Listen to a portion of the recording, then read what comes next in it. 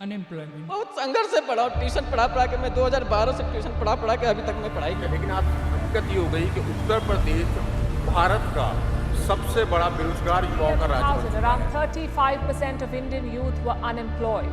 By 2022, the number almost doubled. और मैं कुछ भी हासिल नहीं कर पाया, उल्टा हमारे पर फायर हो गया। हम लोग का लास्ट ऑप्शन वही है, सरकारी नौकरी, और नहीं तो हम लोग मतलब बस सोच लिए कि भीख जैसे मांगता है कटोरा लेकर उस माफी को। बीते कुछ सालों में इंडिया का सबसे बड़ा प्रॉब्लम सालों से पूरी शिद्दत के साथ मेहनत करने के बाद अंत में सिर्फ एक शब्द You haven't any practical मेरे skills. पास वैसा स्किल भी नहीं है कि मुझे 10,000 20,000 का कोई जॉब देगा, वैसा भी नहीं है सर। लेकिन रियलिटी कुछ और है।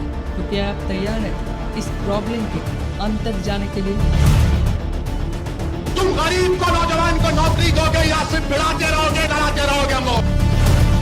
For 183 posts in the Home Guard. Job aspirants, one thing is clear, India is just not creating enough jobs.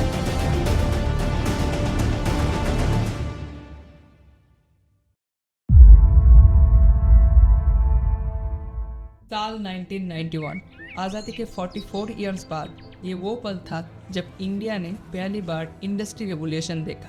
लेकिन ये रेवोल्यूशन सिर्फ दिल्ली, मुंबई एंड कोलकाता जैसे बड़े बड़े मेट्रो सिटीज पे ही कॉन्सेंट्रेट किए गए। रूरल एरियाज अभी तक इस रेवोल्यूशन का हिस्सा नहीं थे एंड 1960 आते आते इंडिया में गवर्नमेंट जॉब का क्रेज धीरे धीरे बढ़ने लगा। इस समय गवर्नमेंट जॉब मतलब respect, security and stable lifestyle का की माना जाता था एंड अब सोसाइटी के टॉप 1% में होते। एंड तब से लेके आज तक इंडिया में गवर्नमेंट जॉब का क्रेज सबसे ज्यादा है। लेकिन 2000 आते आते ये सिनारियो पूरा चेंज होने लगा। इस समय इंटरनेट आने की वजह से प्राइवेट कंपनीज ने धीरे धीरे मार्केट में राज करना शुरू किया एंड पहले जहाँ जॉब मतलब सिर्फ सरकारी नौकरी या गवर्नमेंट जॉब को प्रायोरिटी दिया जाता था, लेकिन धीरे धीरे प्राइवेट सेक्टर्स और अपॉर्चुनिटीज इस पूरे गेम को बदलने लगे। लेकिन ये प्रोसेस इतना लीनियर नहीं था। इस पूरे प्रोसेस में जो सबसे बड़ा मेजर प्रॉब्लम था वो है इंडियन यूथ। इंडिया का यूथ पॉपुलेशन पूरे वर्ल्ड में सबसे ज़्यादा है एंड इसी यूथ पॉपुलेशन को किसी भी देश का इकोनॉमिक ग्रोथ का रूट माना जाता है एंड 1980 में भी चाइना ने इस मैसिव ग्रोथ का हिस्सा लिया। लेकिन इंडिया के लिए ये पूरा केस पूरा ऑपोजिट है। लेकिन इंडिया के इस ग्रोथ में जो सबसे बड़ा ऑब्स्टेकल है वो है इंडियन यूथ। रिसेंटली ILO यानी कि इंटरनेशनल लेबर ऑर्गेनाइजेशन की एक रिपोर्ट के अनुसार इंडिया में 83% एजुकेटेड यूथ जॉबलेस है। 83% of the jobless workforce in India is under 34 years of age. And ये नंबर कुछ सालों में तेजी से लगातार बढ़ते चला जा रहा है। लेकिन इसके एक्चुअल रीजन क्या हो सकता है?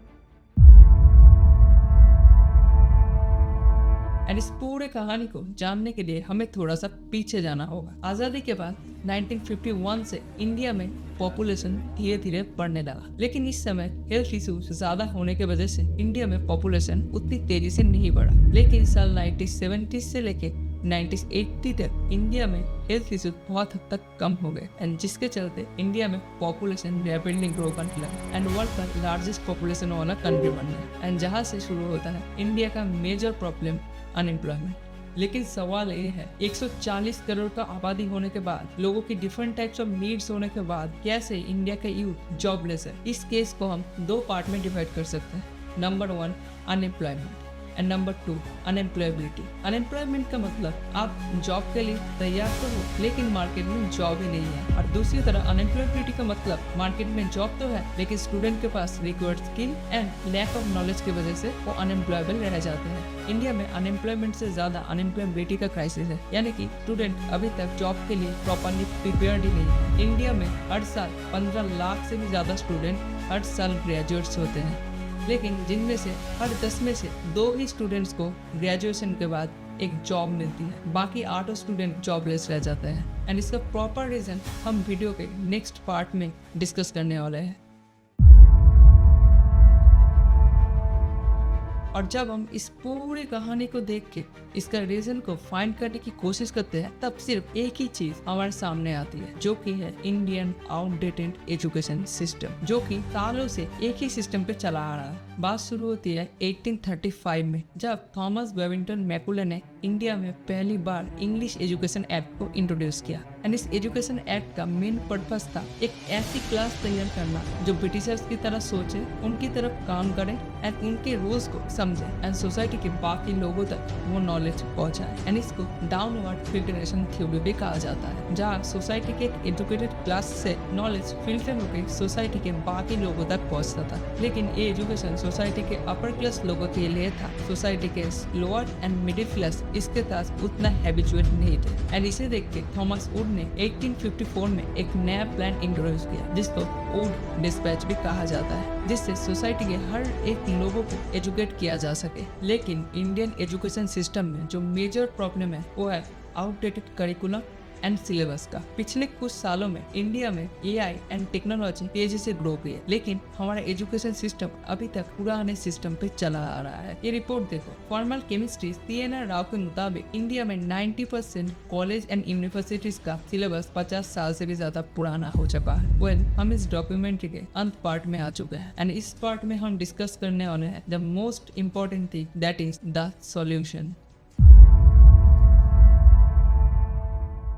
आज वो दिन चला गया जब आप सिर्फ एक डिग्री के भरोसे एक अच्छी जॉब ग्रैब कर सकोगे। एंड इस पूरे कहानी का कोई एक सॉल्यूशन नहीं हो सकता। एंड इसके लिए हम कुछ छोटे छोटे स्टेप में इस प्रॉब्लम को फिगर आउट कर सकते हैं। नंबर 1, अगर आप स्कूल या कॉलेज में हो तो स्कूल या कॉलेज में पढ़ाए जाने एक एक चीज़ पे क्वेश्चन करो, एक एक चीज़ पे डाउट क्लियर करो। नंबर 2, स्कूल या कॉलेज के सिलेबस के बाहर नए नए चीज़ों को एक्सप्लोर करो, चाहे वो कोई बुक हो सकता है या कोई भी चीज़ जो कि आपके फ्यूचर में एक अच्छी जॉब पाने में आपको मदद कर सके। Number 3, last but most important, एक ऐसा स्किल डेवलप करो जो फ्यूचर में आपका स्टेबिलिटी एंड फ्रीडम का रोड बन सके एंड आप एक अच्छे से अच्छे लाइफ जी सको।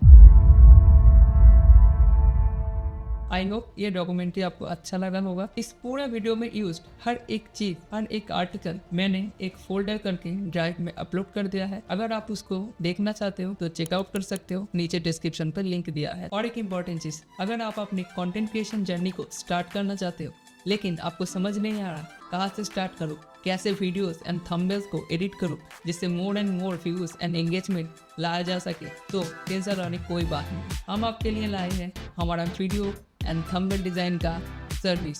और अगर आप एक नए कंटेंट क्रिएटर हो तो आपके लिए हमारी तरफ से बहुत ज़्यादा स्पेशल ऑफर जो कि हम हर एक नए कंटेंट क्रिएटर को प्रोवाइड करते हैं, जिससे वो अपने यूट्यूब जर्नी में ज़्यादा से ज़्यादा जल्दी ग्रो कर सके। तो नीचे डिस्क्रिप्शन पे लिंक दिया है, जल्दी से जाओ एंड बुक करो अपना पहला ऑर्डर एंड ग्रो करो हमारे साथ। मैं मिलता हूँ आपसे और एक नए डॉक्यूमेंट्री के साथ।